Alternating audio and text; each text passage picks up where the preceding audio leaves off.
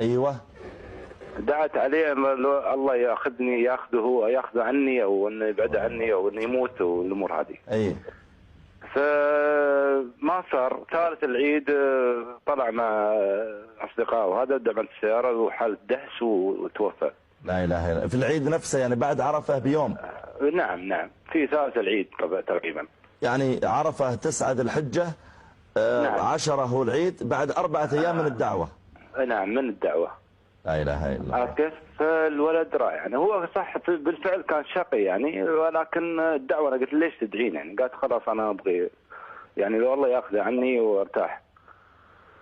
فهو اللي صار ولكن الحمد لله رب العالمين. طبعا الواحد يقول الحمد لله على كل حال يعني.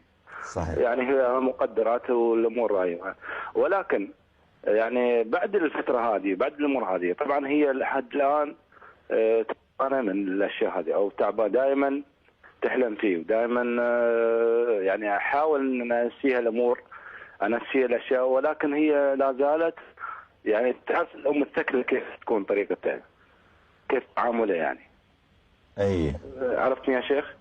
عرفت يا ابو راشد. ايه. فهي الام الثكله دائما تكون هذه بالطريقه هي يعني. ما ادري هل هو الدعاء هذا، انا قلت له ما يجوز، فهل هو الدعاء هو يعني له علاقه في موضوع موت ابنها او لا، او هذه شغله. هو اكبر يا ابو راشد. ابو راشد.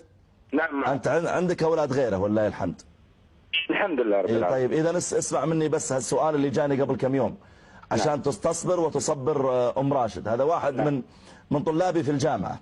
غاب اسبوع، وبعدين جاءني عشان نكلم له بعض الدكاتره في الجامعه يرفعون عنها الغياب. فقلت له ايش سبب غيابك؟ فقال لي يا شيخ انا ولدي مريض. فقلت له يعني كلنا اولادنا يمرضون ولا نغيب، ليش غبت؟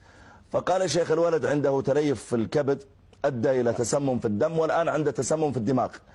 فقلت له اسال الله تعالى ان يعني يشفيه، وان لم يشفيه فان شاء الله لو كتب الله عليه موتا فانه ان شاء الله يكون لك شافع يوم القيامه.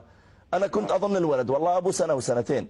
قال يا شيخ ولدي عمره 17 سنه. فقلت له اسال الله ان يبارك لك في اخوانه. فقال يا شيخ والله ما عندي الا هذا الولد. لا اله الا الله. اي. فانا اقول يا ابو راشد الله سبحانه وتعالى يبتلي من يشاء من عباده، وهذا الرجل الآن يرى ولده على هذا الحال يموت بين يديه إلا أن كتب الله له شفاء.